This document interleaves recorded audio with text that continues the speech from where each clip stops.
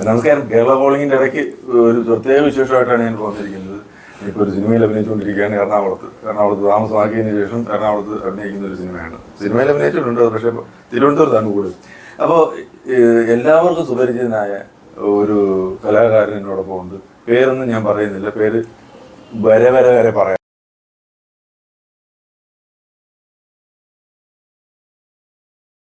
ചേട്ടാ സ്വാഗതം. നമസ്കാരം. ഇതൊന്ന് സൂക്ഷിച്ചു നോക്കിയ രണ്ടുപേരും തമ്മിൽ എന്തോ എവിടെയോ ഒരു ചെറിയ പിശക് കാണുന്നുണ്ടോ രണ്ടുപേരും തമ്മിൽ? അത് പറഞ്ഞാൽ ചിലപ്പോൾ അങ്ങോട്ടും ഇങ്ങോട്ടും തെറ്റിച്ച് പറഞ്ഞിട്ടുണ്ട്. അതുകൊണ്ടാണ് അച്ചടി പിശകെന്ന് പറയാം. എവിടെയോ എങ്ങനെയോ എവിടുന്ന് സംഭവിച്ചു എന്ന് ആർക്കും അറിയില്ല. ഞങ്ങൾ രണ്ടും നിരപരാധികൾ. നമുക്ക് ഒരു ഉത്തരവാദിത്വം അതിനകത്ത് പറയാനില്ല. അപ്പൊ ഇപ്പൊ ഞാൻ പറഞ്ഞു ചേട്ടാ, ഞാൻ ഇത് എല്ലാവരും പറയും ചെമ്പിൽ അശോകൻ ഇപ്പൊ ചെമ്പ് മാറി പിത്തളയും സ്വർണ്ണവും ഒക്കെ ആയിട്ട് തിളങ്ങിക്കൊണ്ടിരിക്കുകയാണ് അല്ലേ? പ്രത്യേകിച്ച് മമ്മൂക്കയുടെ നാട്ടുകാർ അയൽവാസി കൂടിയാണ്. അതെ. അത് പറയുമ്പോൾ ചെമ്പിന്റെ ഒരു മണമുള്ള മഹാനാട്ടിന്റെ കൂടെ ഒപ്പം വളർന്ന, അല്ലെങ്കിൽ ആ നാട്ടിൽ വളർന്ന ആള്. ഞാൻ ഒരു കാര്യം മാത്രമാണ് എനിക്ക് പ്രധാനമായിട്ട് ചോദിക്കാനുള്ളത്. ഞാനിപ്പം ടി വിയിൽ അഭിനയമൊക്കെ പ്രത്യേകം ഒന്ന് കുറച്ചിട്ട് സിനിമയ്ക്ക് വേണ്ടി ഒന്ന് ശ്രമിക്കുകയാണ്, സിനിമയിൽ അഭിനയിച്ചുകൊണ്ടിരിക്കുകയാണ്. അപ്പൊ ഈ ഒരു തുടക്കക്കാരനായിട്ടാണ് സിനിമയിൽ വരുന്നത്. സിനിമ നോക്കുമ്പോൾ ടെലിവിഷനിൽ കുറെ പ്രോഗ്രാമുകൾ ചെയ്തിട്ടുണ്ട്. എനിക്കൊക്കെ മുൻപേ വന്ന് അത് അങ്ങനെ പറയാമെന്നല്ല, ഈ മിനി സ്ക്രീനിൽ എന്തായാലും ഞാൻ ആദ്യമായിട്ട് കാണുന്നത് ഞാൻ സ്റ്റേജിൽ കളിക്കുന്ന സമയത്ത് രഞ്ജിത്ത് അവിടെ. പിന്നെ തീർച്ചയായിട്ടും അപ്പോൾ പറഞ്ഞു വന്നാൽ ഇതൊന്നുമല്ല. അപ്പൊ ഞാൻ അത് നിർത്തിയിട്ട് ഈ സിനിമയിലേക്ക് ശ്രദ്ധിക്കുമ്പോൾ എനിക്ക് കുറച്ച് സ്ട്രഗിൾ ഉണ്ട്. ഞാൻ ഇച്ചിരി ബുദ്ധിമുട്ടിക്കൊണ്ടിരിക്കും. മീൻസ് എന്ന് പറഞ്ഞാൽ സ്ഥിരമായിട്ട് ചെയ്തുകൊണ്ടിരുന്ന വർക്കുകൾ മാറ്റി വെച്ചിട്ട് വേറൊരു മേഖലയിലേക്ക് പാടെ മാറുമ്പോൾ ഒരു പറിച്ചു നടപ്പലിന്റെ ഒരു ബുദ്ധിമുട്ടുണ്ട്. തീർച്ചയായിട്ടും ചേട്ടൻ നാടകത്തിൽ നിന്ന് ആ ഒരു അവസ്ഥയിലേക്ക് നാടകം കംപ്ലീറ്റ് സ്റ്റോപ്പ് ചെയ്തിട്ട് സിനിമയിലേക്ക് വരുമ്പോൾ ഈ ഒരു അവസ്ഥ കടന്നു പോയിട്ടുണ്ട് വർഷങ്ങൾക്ക് മുമ്പ്. തീർച്ചയായിട്ടും. അപ്പൊ അതെങ്ങനെ കടന്നുപോയി? ഞാൻ എങ്ങനെ കടന്നുപോയെന്ന് വെച്ചാൽ 22 വർഷം ഞാൻ പ്രൊഫഷണൽ നാടകത്തിലുണ്ടായിരുന്നു. ആ പ്രൊഫഷണൽ നാടകം 2000 നിർത്തിയത് പറഞ്ഞാൽ എനിക്കൊരു ഓഫർ വന്നു. അങ്ങനെ ഞാനൊരു ഓഫർ പ്രതീക്ഷിച്ചുകൊണ്ട് സിനിമയിലേക്ക് നിർത്തി നാടകം മാറ്റിവെച്ച് പ്രതീക്ഷിച്ചിട്ട് ഒരു വർഷം ഞാൻ എങ്ങനെ ജീവിച്ചു പോകണം എന്നുള്ള അറിയാൻ പാടില്ലാതെ എന്തൊക്കെയോ പണി ചെയ്തെന്ന് വെച്ചാൽ നാട്ടിലുള്ള സകല പണിയും ചെയ്തെന്ന് വേണം പറയാൻ. അല്ല, അന്ന് നാടകത്തിൽ അത്യാവശ്യം വരുമാനം ഉണ്ട്, മറ്റുള്ളവരെ അപേക്ഷിച്ച് ഉണ്ട്. എനിക്കൊരു സ്റ്റേറ്റ് അവാർഡ് കൂടി കിട്ടിയിരുന്നതുകൊണ്ട് ഒരുവിധം കാശ് കിട്ടുമായിരുന്നു, അഡ്വാൻസ് കിട്ടും. പക്ഷെ ഇങ്ങനെ നമുക്ക് ഒരു ഓഫർ വന്നു കഴിഞ്ഞപ്പോൾ നമ്മളങ്ങനെ അതിനുവേണ്ടി നിന്നു. എൻ്റെ സമയം ആയിട്ടില്ലായിരിക്കാം. അങ്ങനെ നമ്മൾ ആ ഒരു വർഷം ഞാൻ എന്തായാലും പട്ടിണിയില്ലാതെ ജീവിച്ചു. എന്നുവെച്ചാൽ പല പണിയും ചെയ്തു. എന്തൊക്കെ പണി ചെയ്യണമെന്ന് വെച്ചാൽ പെയിൻറ്റിങ് എന്നിത്യാദി നാട്ടിൻപുറത്തുള്ള ഒരുവിധമുള്ള പണികളെല്ലാം ചെയ്തിട്ടുണ്ട്. അതെടുത്തു പറയാൻ നിങ്ങൾക്ക് കേൾക്കുന്നവർക്കും വളരെ ഫീൽ ചെയ്തു. എന്നെ കൊണ്ട് പറയിപ്പിക്കാതിരിക്കാൻ പലർക്കും അറിയാം. ഒരുപാട് ഇന്റർവ്യൂവിൽ ഞാൻ പറഞ്ഞു മടുത്തതായിരുന്നു. ഫീൽ ചെയ്യണമെന്ന് പറയുന്നതിന് കാരണമുണ്ട്. ഇതിനകത്ത് ഒരുപാട് സ്ട്രഗിൾ ഉണ്ട്. ഒരാൾ കലാകാരനായി എസ്റ്റാബ്ലിഷ് ചെയ്യപ്പെടുന്നതിന് മുമ്പുള്ള ഒരു കഥ പലർക്കും അറിയത്തില്ല. ചിലർ നമ്മൾ പറയും നമ്മൾ ആ നാടിൻ്റെ പുത്രൻ, ഈ നാടിൻ്റെ പുത്രൻ ഒന്നുമല്ല, ഒരു പുത്രനും അല്ല. രഞ്ജിത്തിൻ്റെ സ്വയം ഇത് കൊണ്ട് നോക്കിയാൽ രക്ഷപ്പെടാം. ഇപ്പം നിങ്ങൾ സ്റ്റേജിൽ പ്രോഗ്രാം ചെയ്യുമ്പോൾ അതിലൊരു പ്രേക്ഷകർ വിചാരിച്ചിട്ടല്ലോ നിങ്ങൾ കയറി പോകുന്നത്. അപ്പം പറയും ഞങ്ങൾ പ്രേക്ഷകർ കാണുന്നതുകൊണ്ടാണെന്ന്. നമ്മൾ അവരെ നിഷേധിക്കുന്നില്ല. പക്ഷെ അവകാശവാദങ്ങളൊന്നും പാടില്ല എന്നുള്ള അഭിപ്രായക്കാരൻ ഞാൻ. അല്ലെങ്കിൽ നമ്മൾ ഈ പറഞ്ഞ പോലെ എവിടെയൊക്കെ നമ്മൾ എന്തെല്ലാം ചെയ്തിരുന്നു, നമ്മളെയൊക്കെ എങ്ങനെയാണ് പൊക്കിക്കൊണ്ടുവരുന്നത്? ആരാ പൊക്കിക്കൊണ്ടുവരുന്നത്? ഒന്നുമില്ലായിരുന്നു. ഈ ശൂന്യതയിൽ നിന്ന്, അതായത് അധ്വാനം എന്ന് പറഞ്ഞാൽ അധ്വാനം ഗതികെട്ടും നാണം കെട്ടും മാനം കെട്ടും നമ്മൾ ചോദിച്ചും പിടിച്ചും വാങ്ങിച്ചൊക്കെ എടുത്തതാണ് പലരും കലാകാരന്മാരായിട്ടുള്ളൂ. ഒത്തിരി ഒരുപാട് പേര് വിളിച്ച് ആരെയും കൊണ്ടുവന്ന നായകനെന്ന് പോയിട്ടുള്ളൂ. അങ്ങനെ അപൂർവം പലരും ഉണ്ടാകാം, അത്രേ ഉള്ളൂ. അല്ലാതെ നമ്മുടെ അറിവിലില്ല ആരെയും വിളിച്ചെടുത്തിട്ട് പോകുന്നത്. അങ്ങനെ കൊണ്ടുപോയിട്ട് അറിയില്ല. ശരിക്കും പറഞ്ഞാൽ ഇതുപോലെ പല കല്ലും മുള്ളും ചവിട്ടി സത്യം പാതയിലൂടെ തന്നെ കടന്നിട്ട് ഇപ്പൊ നോക്കുമ്പോ കാറുണ്ട്, മക്കളുണ്ട്, കൊച്ചുമക്കളുണ്ട്, അല്ലെങ്കിൽ ആ ഒരു ലെവലില് എല്ലാം നമുക്ക് ഇതിൽ നിന്ന് കിട്ടിയ സൗഭാഗ്യങ്ങളാണ്. നമ്മള് എപ്പോഴെങ്കിലും എവിടെയെങ്കിലും നിരാശ വല്ലതും തോന്നിയിട്ടുണ്ട്? ഒരുപാട് നിരാശ വന്നിട്ടുണ്ട്. എനിക്ക് എൻ്റെ സ്വന്തം നാട്ടിൽ നിന്ന് നിരാശകൾ ഒരുപാടുണ്ട്. അത് എടുത്തു പറയുന്നില്ല, അതും പറയുന്നില്ല. ചില കാര്യങ്ങൾ നമ്മൾ പലരും പഴമക്കാർ പറയുമല്ലോ മുറ്റത്തെ മുല്ലയ്ക്ക് മണയില്ല എന്ന്. അത് ശരിയായിരിക്കാം. പക്ഷെ എനിക്ക് എൻ്റെ ആ ഒരു പ്രദേശം മാത്രം, എൻ്റെ പഞ്ചായത്ത് അല്ലെങ്കിൽ എൻ്റെ വില്ലേജ്, അവിടെ മാത്രമേ എനിക്ക് പ്രശ്നമുള്ളൂ. ഞാൻ അവിടെ വിട്ട് അങ്ങോട്ട് മാറിയാൽ എല്ലാവർക്കും ഞാൻ സുപരിചിതനും ഞാൻ ഇഷ്ടക്കാരനാണ്. എല്ലാവരുടെ അവർക്കെല്ലാവരും ആ രീതിയിൽ എന്നെ കാണാറുണ്ട്. ഒത്തിരി അവഗണിക്കാറുണ്ട് എന്നെ. അവഗണന ഒരുപാട് കിട്ടിയിട്ടുണ്ട് രഞ്ജിത്തെ, ഇപ്പോഴും കിട്ടിക്കൊണ്ടിരിക്കുന്നു, ഏറ്റുവാങ്ങിക്കൊണ്ടിരിക്കണമെന്ന് വേണം പറയാൻ. നമ്മൾ എന്ത് ചെയ്തിട്ടാണെന്ന് നമുക്കറിയില്ല, അത് വേറെ കേസ്. ഇപ്പോൾ പൊളിറ്റിക്സ് അങ്ങനെ വല്ലതും ആണോ? നമുക്കിപ്പോൾ ആരുടെ ഒരു ഇതാകാൻ പറ്റില്ല. രാഷ്ട്രീയം ഇപ്പോൾ ഏത് രാഷ്ട്രീയ പാർട്ടി നമ്മളെന്ത് ഒരു ആവശ്യത്തെ എന്തിനു വിളിച്ചാലും നമ്മൾ ഫ്രീ ആണെങ്കിൽ നമ്മൾ ചെന്നിരിക്കും, അല്ലേ? അങ്ങനെയാണ് എല്ലാ കലാകാരന്മാരും ചെയ്യുന്നതെന്ന് എനിക്ക് തോന്നുന്നത്. അപ്പോൾ CPM ഓ CPI ഓ കോൺഗ്രസ്സോ BJP യോ ഏത് പാർട്ടി വിളിച്ചാലും നമ്മൾ പോകണ്ടേ? ഞാൻ പോകാറുണ്ട്. സ്നേഹം കൊണ്ട് വിളിക്കുന്നതല്ലേ അവരെല്ലാവരും. നമ്മൾ ഫ്രീ ആണെങ്കിൽ നമ്മൾ ചെല്ലും. പക്ഷെ എൻ്റെ നാട്ടിലെ കേസ് ഞാൻ വിട്ടേക്ക്.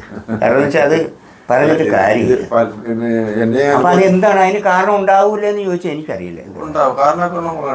എൻ്റെ അനുഭവത്തിൽ പലപ്പോഴും ചേട്ടാ ഈ നാട് വളർത്തിക്കൊണ്ടുവന്ന വളരെ ചുരുക്കമാണ്. എനിക്ക് എഴുത്തുകാരായാലും ഈ പറഞ്ഞ പോലെ അഭിനേതാക്കളായാലും മറ്റു ഏത് മേഖലയെന്നുള്ളവരായാലും നാട് വളർത്തിക്കൊണ്ട് വന്നു എന്ന് പറയുന്നത് വളരെ ചുരുക്കം പേരുണ്ട്. അത് അങ്ങനെ സൗഭാഗ്യം കിട്ടിയ ചില കലാകാരന്മാർക്ക് മാത്രമേ ഉള്ളൂ. നമ്മളിപ്പോൾ നാട് വളർത്തിക്കൊണ്ട് പോകുന്നതൊക്കെ എനിക്ക് പറയാനെന്നല്ല, അവകാശപ്പെടാനൊന്നുമില്ല.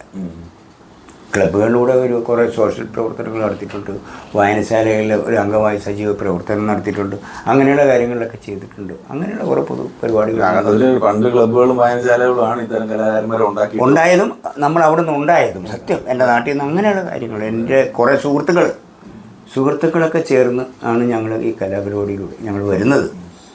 ഇപ്പോഴത്തെ അവസ്ഥ എന്താണ്? ഇപ്പം ഹാപ്പിയാണ്. ഞാൻ ഈ നാട്ടിലെ കാര്യം ഒഴിച്ചാൽ ഹാപ്പിയാണ്. നാടിപ്പോഴും എനിക്ക് പറയാൻ പറ്റില്ല. കാരണം അത് പറയുമ്പോൾ എനിക്ക് വല്ലാത്തൊരു ചമ്മലുമുണ്ട്, സങ്കടമുണ്ട്. അഹങ്കാരം ഒന്ന് അങ്ങനെ ധരിക്കട്ടെ. നമ്മൾ ആരുടെ ഒന്നും മോഷ്ടിച്ചിട്ടില്ല, ആരോടും പിടിച്ചു പറിച്ചിട്ടില്ല, ആരോട് വായ്പ വാങ്ങിച്ച് കൊടുക്കാനുമില്ല. അന്നും ഇന്നും അധ്വാനിച്ചു തന്നെ ജീവിക്കുന്നത്. മറ്റുള്ളവർക്ക് ആർക്കും അവകാശപ്പെടാൻ പറ്റില്ല. ചെമ്പലേശ്വരൻ എൻ്റെയാണ്, ഇല്ല ഞാൻ അവനെ അങ്ങനെ കൊടുത്ത് ഇങ്ങനെ കൊടുത്ത് പാലൂട്ടിയെന്നൊന്നും പറയാൻ ഒരാൾക്കും അവകാശം ഇല്ലെന്ന് തറപ്പിച്ച് പറയാൻ പറ്റും. അപ്പം ഞാൻ ആരുടെ വാങ്ങിച്ചിട്ടില്ല.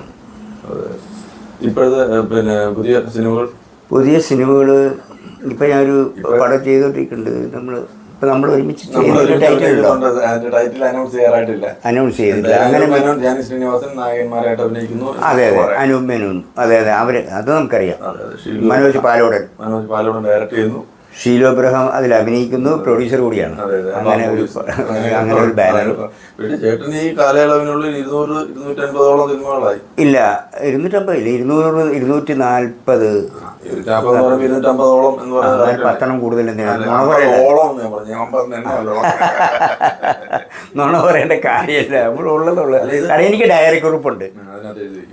ഞാൻ നാടകം കളിച്ചിരുന്ന കാലത്ത് ഓരോ ഡയറി എടുക്കും നമ്മൾ, നാടകത്തിൻ്റെ അതാത് വർഷം എന്ന് പറഞ്ഞ പോലെ. സിനിമയിൽ വന്നപ്പോഴും ഈ 2009 തൊട്ട് അന്നൊരു ഡയറി ഉണ്ട്.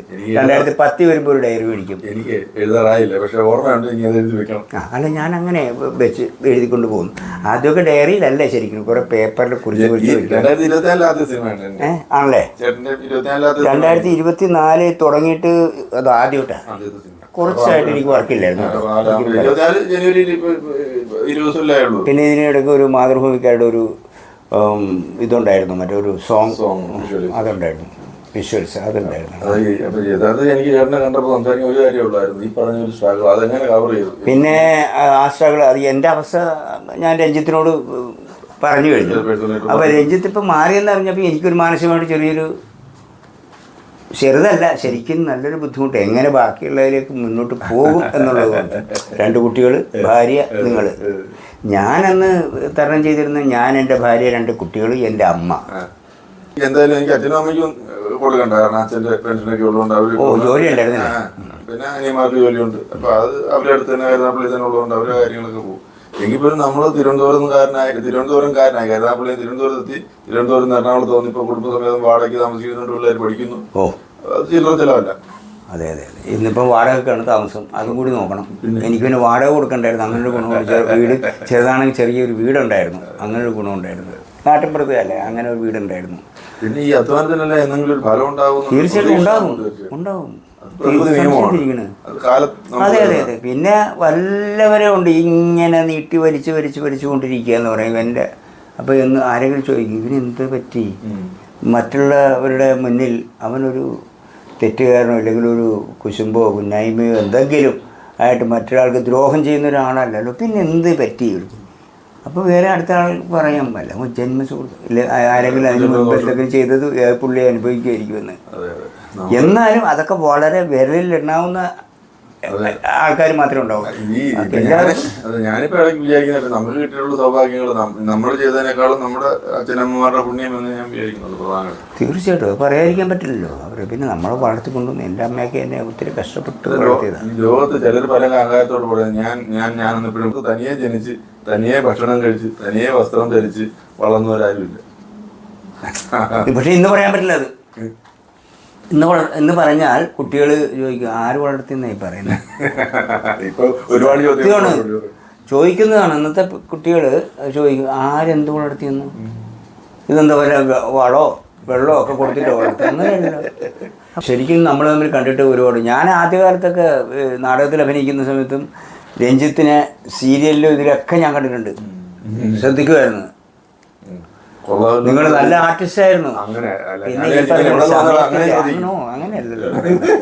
അങ്ങനെയാണ് ഞാൻ ഇരുന്ന് വരില്ലായിരുന്നു ഇപ്പോൾ ഇത്ര സമയം. നിങ്ങൾക്ക് നമുക്കത് ഇഷ്ടപ്പെടാത്ത ഒരാളാണെങ്കിലേ നമ്മൾ ഏതെങ്കിലും രീതിയിൽ ഇപ്പം അതൊക്കെ ഒഴിഞ്ഞു മാറും. നമുക്ക് ഇഷ്ടപ്പെട്ട ഒരാളുണ്ട്.